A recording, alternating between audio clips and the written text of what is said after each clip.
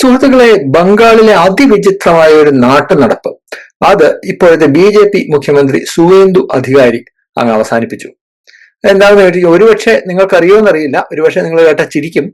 അവിടുത്തെ ഈ പള്ളികളിൽ, മുസ്ലിം പള്ളികളിൽ അവരുടെ ആവശ്യമുള്ള കാര്യങ്ങളൊക്കെ ചെയ്യുന്ന അവരുടെ മുല്ല, മുക്രി എന്നൊക്കെ പറയുന്ന ഇമാം, അങ്ങനെയുള്ള ആളുകളൊക്കെ ഉണ്ടല്ലോ, അവർക്കെല്ലാം സർക്കാർ ഓരോ മാസവും ഒരു ഓണറേറിയം പോലെ അല്ലെങ്കിൽ അവർക്ക് ഒരു അലവൻസ് പോലെ പണം കൊടുക്കുന്ന ഒരു പരിപാടി നമ്മുടെ മമതാ ദീദി തുടങ്ങി വെച്ചിരുന്നു.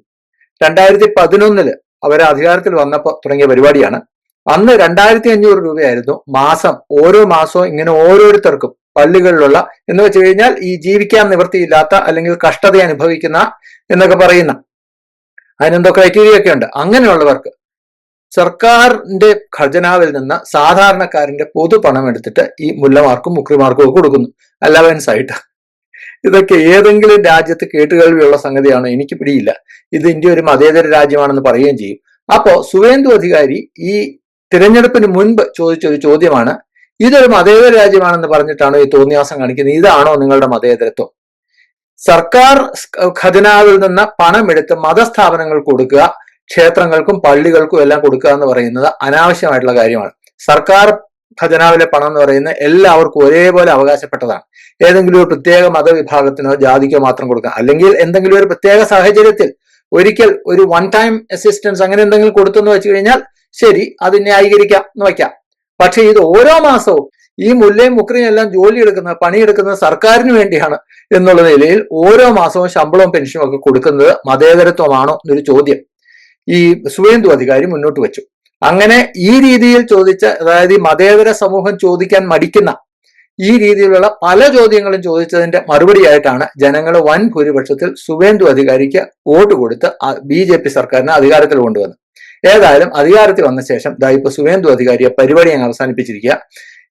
ഈ സർക്കാർ ഖജനാവിൽ നിന്ന് ഈ പറയുന്ന പോലെ ഈ പള്ളിയിലെ മുക്രിമാർക്കും മുല്ലമാർക്കും ഒക്കെ ശമ്പളം കൊടുക്കുന്ന പരിപാടി അങ്ങ് അവസാനിപ്പിക്കുക.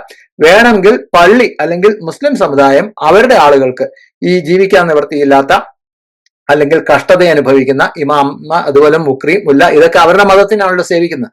അപ്പോ ആ മതത്തിൽപ്പെട്ടവർക്ക് മുസ്ലിം സമുദായം വേണമെങ്കിൽ എന്താന്ന് വെച്ചാൽ നോക്കണം, അല്ലെങ്കിൽ പണിയെടുത്ത് ജീവിക്കണം എന്നാണ് ഈ സുവേന്ദു അധികാരി ഇപ്പൊ പറയുന്നത്. ഞാനിത് പറയുമ്പോൾ പലർക്കും ഇത് ഇഷ്ടപ്പെട്ടില്ല വന്നേക്കാം. അത് തീർച്ചയായിട്ടും അവർക്ക് ഇഷ്ടപ്പെടാൻ സാധ്യതയില്ല. അത് ഓക്കെ, അത് എനിക്ക് പ്രശ്നമല്ല. പക്ഷെ ഞാൻ പറയുന്ന ഈ രീതിയിലുള്ള ഈ വൺ വേ ട്രാഫിക് ആയിട്ടുള്ള മതേതരത്വം ഉണ്ടല്ലോ, കൊടിയ അനീതി കാണിക്കുന്ന, ബാക്കിയുള്ളവരോടെല്ലാം കൊടിയ അനീതി കാണിക്കുന്ന ഈ മതേതരത്വത്തെ തള്ളിപ്പറഞ്ഞേ പറ്റൂ. അതുകൊണ്ട് തന്നെയാണ് ഞാനിപ്പോ ഈ രീതിയിൽ സംസാരിക്കുന്നത്. അപ്പോ ഒരുപക്ഷെ പലരും ചോദിച്ചേക്കാം, ഇതിനെക്കുറിച്ച് അറിയാവുന്നവർ ചോദിച്ചേക്കാം, ഇത് മുല്ലമാർക്കും മുക്രിമാർക്കും മാത്രമല്ലോ, ക്ഷേത്രങ്ങളിലെ പൂജാരിമാർക്കും കൊടുക്കുന്നുണ്ടല്ലോ എന്ന് ചോദിച്ചേക്കാം. കൊടുക്കുന്നുണ്ട്, അതിന്റെ പിന്നിലൊരു കഥയുണ്ട്. ഈ സംഭവം ഞാൻ നേരത്തെ പറഞ്ഞതുപോലെ ഈ മുല്ലമാർക്കും മുക്രിമാർക്കും ഇമാംമാർക്കും എല്ലാം ശമ്പളം കൊടുക്കുന്ന, സർക്കാർ ചെലവിൽ അവർക്ക് ശാപ്പാട് കൊടുക്കുന്ന ഈ പരിപാടി മമതാ ബാനർജി തുടങ്ങുന്നത് 2011 അവർ ആദ്യമായിട്ട് മുഖ്യമന്ത്രി ആയപ്പോഴാണ്. എങ്ങനെയാണ് കൃത്യമായിട്ട് ഒരു മതവിഭാഗത്തെ പ്രീണിപ്പിച്ച് വോട്ട് പിടിക്കേണ്ടതെന്നുള്ള കാര്യം മമതാ ദീദിക്ക് കൃത്യമായിട്ട് അറിയാമായിരുന്നു. അതിന്റെ പേരിൽ കൃത്യമായിട്ട് ഇവരെ ഒരു ഫിക്സ്ഡ് ഡിപ്പോസിറ്റ് പോലെ വോട്ട് ബാങ്ക് ആക്കി മാറ്റാൻ വേണ്ടി മമതാ ദീദി കളിച്ച കളിയാണിത്. അപ്പോ അതുകൊണ്ട് ഈ മുസ്ലിം സമുദായം ഇവരുടെ ഈ അടിയുറച്ച വോട്ട് ബാങ്ക് ആയിട്ട് ഇത്രയും കാലം നിലനിന്നു. നിങ്ങൾ നോക്കൂ, 2011 മമതാ ബാനർജി ആദ്യമായിട്ട് ഈ പരിപാടി തുടങ്ങുന്നത്, മുല്ലമാർക്കും മുക്രിമാർക്കും ശമ്പളം കൊടുക്കുന്ന പരിപാടി. അത് കാലാകാലം ഇങ്ങനെ തുടർന്ന് വന്ന് 2020 എന്ത് ചെയ്യുന്നറിയോ? അപ്പൊ 2011 മാസം 2500 രൂപയായിരുന്നു കൊടുത്തിരുന്നത്. 2020 ആയപ്പോൾ പുള്ളിക്കാരി അത് 3000 രൂപയാക്കി വർദ്ധിപ്പിച്ചു, ഒന്നുകൂടി ഒന്ന് സൂചിപ്പിക്കാനായിട്ട്. 2 ടേം കഴിഞ്ഞാൽ 2011 കഴിഞ്ഞ് 16 കഴിഞ്ഞ് 16 മുതൽ 21 ആവാറായപ്പോൾ 2020 ഞാൻ ഈ പറയുന്ന സംഭവം. 21 നിയമസഭാ തെരഞ്ഞെടുപ്പിൽ ഒന്നുകൂടി ഈ മുല്ലമാരുടെയും മുക്രിമാരുടെയും മുസ്ലിമുകളുടെയും വോട്ട് അത് ഒന്നുകൂടി ഒന്ന് അരക്കിട്ട് ഉറപ്പിക്കാനായിട്ട് മമതാ ദീദി എന്ത് ചെയ്തു? 500 രൂപ കൂട്ടി ഓരോരുത്തർക്കും. എത്ര കോടിക്കണക്കിന് രൂപയാണ് ചെലവഴിക്കുന്നത് ഈ രീതിയിൽ വേസ്റ്റ് ആക്കി കളയുന്നത് നോക്കൂ. അങ്ങനെ 2500 എന്നുള്ള 3000 രൂപ ആയി കഴിഞ്ഞപ്പോൾ മുറുകുറുപ്പ് തുടങ്ങി. അവിടെ ഭൂരിപക്ഷ സമുദായത്തിൽ നിന്ന് പ്രശ്നങ്ങളുണ്ടായി. ബാക്കിയുള്ള പ്രശ്നം മറ്റ് രാഷ്ട്രീയ പാർട്ടികൾ ഇപ്പോൾ ഒരുപക്ഷെ സുവേന്ദു അധികാരിയുടെ മുതുകതയെ കുതിര കയറാനായിട്ട് ഇവിടുത്തെ മതേതര ജനാധിപത്യ ഫാഷിസ്റ്റ് വിരുദ്ധ പുരോഗമന പ്രതിപക്ഷ കക്ഷികളെല്ലാം ഉണ്ടാവും. സുവേന്ദു അധികാരി മതേതരത്വം എടുത്ത് ബംഗാൾ ഉൾക്കടലിൽ എറിഞ്ഞു എന്നൊക്കെ പറയും. ഇപ്പോൾ. പക്ഷേ ഈ 2020 മമതാ ബാനർജി പള്ളിയിലും മുക്രിമാർക്കും മുല്ലമാർക്കും 2500 എന്നുള്ള 3000 രൂപയാക്കി വർദ്ധിപ്പിച്ചു കഴിഞ്ഞപ്പോൾ അന്നത്തെ പ്രതിപക്ഷം, കോൺഗ്രസ് ഉൾപ്പെടെയുള്ള പ്രതിപക്ഷം എല്ലാം അതിനെ തള്ളി പറഞ്ഞതാ, ഇങ്ങനെ കൊടുക്കുന്നത് ശരിയല്ല, ഇത് മതേതരത്വം അല്ലെന്ന്. കാരണം എന്താ, അന്ന് അവർക്ക് ഹിന്ദുക്കളുടെ വോട്ട് വേണമായിരുന്നു. അപ്പൊ ഏതായാലും 2500 എന്നുള്ള 3000 ആക്കി വർദ്ധിപ്പിച്ചു. അപ്പൊ ഇത്രയും വലിയ പ്രതിഷേധം വന്നു കഴിഞ്ഞപ്പോ എന്തെങ്കിലും ഭണ്ഡാരം അടങ്ങട്ടെ എന്ന് പറഞ്ഞിട്ട് മനസ്സില്ലാ മനസ്സോടെ ഹിന്ദുക്കളുടെ ഈ ക്ഷേത്രങ്ങളിലെ ഈ ജീവിക്കാൻ നിവൃത്തിയില്ലാത്ത ഉടുതുണിക്ക് മറുതുണിയില്ലാത്ത പൂജാരിമാർക്കും 2000 രൂപ വെച്ച് കൊടുക്കാൻ തീരുമാനിച്ചു. നോക്കൂ, മുല്ലമാർക്കും മുക്കിൽമാർക്കും ഒക്കെ 3000, എത്ര വർഷമായിട്ട് നടക്കുന്നതാന്ന് നോക്കൂ. ക്ഷേത്രങ്ങളിലെ പൂജാരിമാർക്ക് 2000 രൂപ. എന്തോ പരാതി അവസാനിപ്പിക്കാൻ വേണ്ടി മാത്രം. അതിൽ തന്നെ നീതിയില്ല, അനീതിയാണെന്നുള്ളത് നിങ്ങൾക്ക് കേട്ട് കഴിഞ്ഞാൽ മനസ്സിലാവും. അങ്ങനെ മമതാ ദീദി 2000 ഒരു വിഭാഗത്തിന്, പിന്നെ അവർക്ക് ഇഷ്ടപ്പെട്ട വിഭാഗത്തിന് 3000 രൂപ എന്ന് പറഞ്ഞ് ഇങ്ങനെ തുറന്നു വന്നു. ഇപ്പൊ ദാ ഇതിന്റെ എല്ലാം ഒരു പര്യവസാനം എന്നുള്ള രീതിയിലാണ് ഈ 15 വർഷത്തെ ഈ രീതിയിലുള്ള പ്രീണനത്തിനുള്ള സമ്മാനമാണ് മമതാ ദീദിക്ക് ഇത്തവണ കിട്ടിയത്. എന്നാൽ പിന്നെ ഈ 3000 രൂപ വെച്ച് മാസം വാങ്ങി 15 വർഷം പൊട്ടടിച്ചവർ മമതാ ദീദിക്ക് വോട്ട് ചെയ്തോ? ഇല്ല.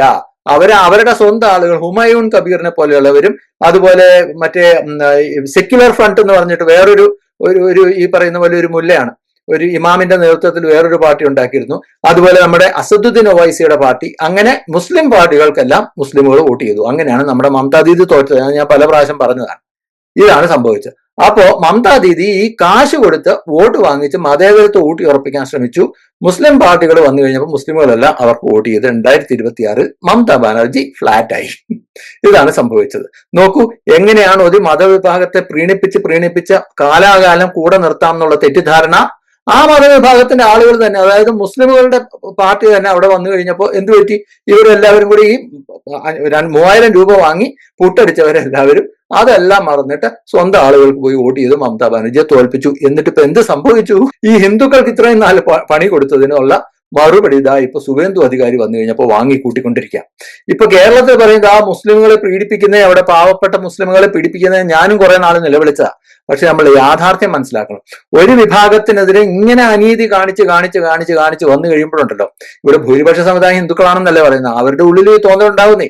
ഈ കേരളത്തിൽ ക്രിസ്ത്യാനികളുമായിട്ടുള്ള പ്രശ്നം എന്തായിരുന്നു? ഈ രീതിയിലുള്ള വൺ വേ ട്രാഫിക് ആയിട്ട് വൺ സൈഡഡ് മതേതരത്വം വെച്ചാണ് കേരളത്തിലെ ക്രിസ്ത്യാനികൾക്കും ഈ രീതിയിലുള്ള പ്രശ്നങ്ങൾ ഉണ്ടായത്. 80-20 വിവാദമെല്ലാം വന്നല്ലോ. അപ്പൊ ഞാൻ പറയുന്ന ഇതാണ്, ശരിക്കും നീതിബോധമുള്ള മുസ്ലിമുകൾ ചെയ്യേണ്ടത് എന്താ? ഒരാൾക്ക് കൊടുക്കാതെ നമുക്ക് മാത്രം തരുമ്പോ പറയണം അത് ശരിയല്ല, ഇത് നീതിയല്ല, ഞങ്ങൾക്കത് വേണ്ടാന്നാണ് പറയേണ്ടത്. പക്ഷേ ബംഗാളിലെ മുസ്ലിമുകൾ എന്താ ചെയ്ത്, കിട്ടാനുള്ളത് ഇങ്ങ് പോരട്ടെ, മമതാ ദീദി നമ്മുടെ ആളാണെന്ന് പറഞ്ഞ് മമതാ ദീദി അവരുടെ മീറ്റിങ്ങിന് പോകുന്നു, ഹിജാബ് ഇട്ട് പോകുന്നു, ഹിജാബ് ഇടാതെ പോകുന്നു, പിന്നെ അവരുടെ പള്ളിയിൽ പോയിട്ട് നമാസ് ചെയ്യുന്നതായിട്ട് കൈയൊക്കെ ഇങ്ങനെ പിടിച്ചിട്ട് അവരൊക്കെ എന്താ പറയേണ്ടതെന്ന് പോലും അറിയില്ല. പ്രാർത്ഥനയൊന്നും എന്തായാലും മമതാ ബാനർജിക്ക് അറിയില്ലായിരിക്കില്ല. അഭിനയം, ഫോട്ടോ ഓപ്പർച്യൂണിറ്റി മുസ്ലിമുകളെ സുഖിപ്പിക്കാനായിട്ട്. അത് കണ്ട് മുസ്ലിമുകൾക്ക് ഓരിത്തിരിച്ച് കുറെ നാൾ വോട്ട് ചെയ്തു. അവസാനം ഈ സ്വന്തം വിഭാഗത്തിനത് മുസ്ലിമുകളുടെ തന്നെ ആളുകൾ വന്നിട്ട് അവിടെ സ്ഥാനാർത്ഥികളെ നിർത്തി കഴിഞ്ഞപ്പോൾ ഈ ഇത്രയും സഹായം ചെയ്ത പാവം മമതാ ദീദിയെ പെരുവഴിയിലാക്കിയിട്ട് സ്വന്തം ആളുകൾക്ക് വോട്ട് ചെയ്തു. ഇപ്പൊ ദാ സ്വന്തം കാലിൽ വെടിവെച്ച സ്ഥിതിയായി. സുവേന്ദു അധികാരി കയറി മേയാണ്. ഇതൊക്കെയാണ് സംഭവിക്കുന്നത്. ഞാൻ പറയുന്നത് ഒരല്പം മര്യാദയോടുകൂടി ഇതൊരു മതേതര സമൂഹമാണെന്നൊക്കെ പറയുമ്പോൾ അത് കടലാസിന് മാത്രമല്ല, മറ്റുള്ളവർക്ക് എല്ലാവരും നീതിപൂർവം വേണം. അവന് കൊടുക്കാത്തത് ഞങ്ങൾക്ക് തരുമ്പോൾ അത് നീതിയല്ല, വേണ്ട. ഒന്നുകിൽ എല്ലാവർക്കും കൊടുക്കുക, അല്ലെങ്കിൽ ഞങ്ങൾക്ക് വേണ്ട എന്നുള്ളൊരു നിലപാട് ഇവർ എടുക്കേണ്ടതാണെന്നാണ് ഞാൻ പറയുന്നത്. ഞാൻ പറഞ്ഞു കഴിഞ്ഞാൽ എന്നെ ചീത്ത വിളിക്കുമായിരിക്കും, പ്രശ്നമല്ല. അതുകൊണ്ടാണല്ലോ ഞാൻ കമന്റ്സ് വായിക്കാത്തത്. എന്ത് ചീത്ത വിളിച്ചാലും പ്രശ്നമില്ല. ഇത് ഒരു സൂചനയാണ്. കേരളത്തിൽ ഉൾപ്പെടെ ഇപ്പൊ കുറഞ്ഞ പക്ഷെ ഈ BJP അധികാരം പിടിക്കാത്ത ചില സ്ഥലങ്ങളുണ്ടല്ലോ, അവിടെയുള്ള മുസ്ലിമുകൾക്ക് ഇതൊരു സൂചനയാണ്. ഓരോ തവണയും നിങ്ങൾ നോക്കിക്കൊള്ളുക. ഈ ഭൂരിപക്ഷം മതവിഭാഗം മാത്രമല്ല, കേരളത്തിലാണെങ്കിൽ ക്രിസ്ത്യൻസ് ഉൾപ്പെടെയുള്ള, ഹിന്ദുക്കൾ ഉൾപ്പെടെയുള്ള ബാക്കിയുള്ള ആളുകൾക്ക് കാലാകാലം അനീതി നേരിടുന്നു എന്നൊരു തോന്നൽ ഉണ്ടായി കഴിഞ്ഞാൽ ഇതൊരു ജനാധിപത്യ സംവിധാനമാണ്. സുൽത്താനൊന്നും അല്ലല്ലോ ഇവിടെ ഭരിക്കുന്നത്. അപ്പൊ ജനാധിപത്യ സംവിധാനമാണ്. അങ്ങനെ വന്നു കഴിയുമ്പോൾ, ഇലക്ഷൻ വന്നു കഴിയുമ്പോൾ അയ്യോ EVM ആണ്, വോട്ട് മറിച്ച് SIR അത് പറഞ്ഞിട്ട് കാര്യമില്ല, ജനങ്ങൾ മാറ്റിക്കുത്തും. ഇത് മനുഷ്യ സഹജമായിട്ടുള്ള കാര്യമാണ്. നിങ്ങളൊന്ന് ചിന്തിച്ചു നോക്കണം. ഈ ബംഗാൾ എന്ന് പറഞ്ഞു കഴിഞ്ഞാൽ ഇന്ത്യയിലെ ഏറ്റവും പിന്നോക്കമായിട്ടുള്ള സംസ്ഥാനങ്ങളിൽ ഒന്നാണ്. ഈ ഇമാംമാരും മുക്രിമാരും അവരൊക്കെ പണം വാങ്ങിച്ച് അവരുടെ സമുദായത്തിന് വേണ്ടി അവരെന്തെങ്കിലും ചെയ്തിട്ടുണ്ടോ? ഒന്നുമില്ല. ഇന്ത്യയിൽ ഏറ്റവും പിന്നോക്കം ഉള്ള മുസ്ലിമുകളുടെ ഇടയിൽ തന്നെ ഏറ്റവും പിന്നോക്കമുള്ള മുസ്ലിമുകൾ ജീവിക്കുന്ന സംസ്ഥാനങ്ങൾ എന്ന് പറഞ്ഞാൽ അസമും ബംഗാളും ഒക്കെ. ഇങ്ങനെ ഈ സർക്കാരിന്റെ കാശ് വാങ്ങി പുട്ടടിച്ചിട്ട് ഈ ബാക്കിയുള്ള മുസ്ലിമുകൾക്ക് എന്തെങ്കിലും ഗുണമുണ്ടായോ? എന്നാൽ പിന്നെ ആ മുസ്ലിമുകൾക്ക് അനാഥാലയം പണിത് കൊടുക്കുക, ആ മുസ്ലിമുകൾക്ക് ആശുപത്രി പണിത് കൊടുക്കുക, ആ മുസ്ലിമുകൾക്ക് പള്ളിക്കൂടത്തിൽ പോയി 4 ലക്ഷം പഠിക്കട്ടെ ആ പിള്ളേര്. സ്കൂളിൽ പോയി മുസ്ലിമുകൾക്ക് കൊടുത്തോളൂ, കുഴപ്പമില്ല. എന്നാലും 4 ലക്ഷം പഠിച്ച് തലയിൽ വെളിച്ചം കയറുമല്ലോ. അങ്ങനെയുള്ള എന്തെങ്കിലും ചെയ്തു കൊടുക്കാനായിട്ട് ഈ സർക്കാർ ഒന്നും ചെയ്യില്ല. കാരണം അത് കിട്ടിക്കഴിഞ്ഞാൽ വോട്ട് കിട്ടില്ല. വിദ്യാഭ്യാസത്തിനൊന്നും ഡിമാൻഡില്ലല്ലോ. അപ്പൊ അങ്ങനെയുള്ള കാര്യങ്ങളാണ് ചെയ്യേണ്ടിയിരുന്നത്. പക്ഷെ നിങ്ങൾ എവിടെ നോക്കൂ, ഈ ബംഗാളിലെ ബഡ്ജറ്റിൽ തന്നെ മമതാ ബാനർജിയുടെ കടും കൈ എന്ന് ഞാൻ പറയും. ഈ അവര് അധികാരത്തിൽ വരുന്ന സമയത്ത് 2011 ന്യൂനപക്ഷ ക്ഷേമം എന്ന് പറഞ്ഞ് ന്യൂനപക്ഷ ക്ഷേമത്തിന് വേണ്ടി നീക്കി വെച്ചിരുന്നത് 472 കോടി രൂപയാണ് ഒരു വർഷം. 472 കോടി രൂപ 2011 മമതാ ബാനർജി അധികാരത്തിൽ വരുമ്പോൾ. എന്തിന്? ന്യൂനപക്ഷ വികസനം, ന്യൂനപക്ഷങ്ങളെ സ്വർഗത്തിലേക്ക് കൊണ്ടുപോകാനായിട്ട്. 2026 ആയപ്പോൾ ആ ന്യൂനപക്ഷങ്ങൾക്കുള്ള ബഡ്ജറ്റ് അല്ലെങ്കിൽ ബഡ്ജറ്റ് അലക്കേഷൻ എത്രയായെന്നറിയാവോ? എത്ര ഇരട്ടിയാണെന്ന് നിങ്ങൾ നോക്കൂ. 7000 കോടി രൂപയായി ഒരു വർഷം. 2011 472 കോടി രൂപ ഓരോ വർഷവും ഉണ്ടായിരുന്ന ന്യൂനപക്ഷ ക്ഷേമത്തിന് വേണ്ടി നീക്കി വെച്ചത് നമ്മുടെ മമതാ ദീദി ഈ ന്യൂനപക്ഷങ്ങളെ പറ്റിച്ച് വോട്ട് വാങ്ങി കാലാകാലം അധികാരത്തിലിരിക്കാൻ വേണ്ടി 472 എന്നുള്ളത് 15 വർഷം കഴിഞ്ഞപ്പോൾ 7000 കോടി രൂപ ആയി എന്ന് പറഞ്ഞാൽ ഇത് മതേതരത്വത്തെ വ്യഭിചരിക്കുകയാണെന്ന് ഞാൻ പറയും. അതിനുള്ള പണിയാണ് അവർക്ക് കിട്ടിയത്. പിന്നെ ഈ പറഞ്ഞതുപോലെ നീതി നോക്കാതെ, ന്യായം നോക്കാതെ ഇതെല്ലാം കിട്ടുന്നത് ഇങ്ങ് പോരട്ടെ എന്ന് പറഞ്ഞിട്ട് വാങ്ങി പുട്ടടിച്ച അവിടുത്തെ മുസ്ലിമുകൾക്കും ഇതുപോലെ തന്നെ പണി കിട്ടി. എത്രമാത്രം സ്കൂളുകളും അതുപോലെ ആശുപത്രി സൗകര്യങ്ങളും മറ്റ് പ്രാഥമിക ശുശ്രൂഷ കേന്ദ്രങ്ങളും അങ്ങനെ ഈ സമൂഹത്തിന് എന്തെങ്കിലും ഗുണമുള്ള എത്ര സംഗതികൾ ഈ പണം ഉണ്ടെങ്കിൽ ചെയ്യാമായിരുന്നു. വെറുതെ ന്യൂനപക്ഷ സംരക്ഷണം എന്ന് പറഞ്ഞിട്ട് അതിന്റെ 5 പൈസയുടെ എന്തെങ്കിലും പ്രയോജനം ഉണ്ടായി? അവിടെ ചെന്ന് കഴിഞ്ഞാൽ ഇപ്പോഴും ഒന്നുമില്ല, എല്ലാം പൊട്ടിപ്പൊളിഞ്ഞു കിടക്കുക. ന്യൂനപക്ഷങ്ങളുടെ ജീവിതവും പെരുവഴിയിലാണ്. അപ്പൊ ഞാൻ പറയുന്നത്, ഇങ്ങനെയുള്ള മുക്രിമാർക്കും മുല്ലമാർക്കും മാത്രം പണം കൊടുത്ത് വോട്ട് ബാങ്കുകളെ കീശയിലാക്കി കാലാകാലം വച്ചുകൊണ്ടിരിക്കാം എന്നുള്ള ഒരു തോന്നൽ അല്ലെങ്കിൽ ആ തെറ്റിദ്ധാരണ പാടില്ല. ഇതൊന്നും ശാശ്വതമല്ല എന്നുള്ള കാര്യം നമ്മുടെ മതേതര കേരളത്തിലെ പുരോഗമനവാദികളായിട്ടുള്ള മതേതരന്മാരെങ്കിലും കണ്ടുപിടിച്ചു കഴിഞ്ഞാൽ അവർക്ക് അബദ്ധം പറ്റാതിരിക്കും എന്നുള്ള പറഞ്ഞുകൊണ്ട് അവസാനിപ്പിക്കുന്നത്. Thank you. ജയ് ഹിന്ദ്.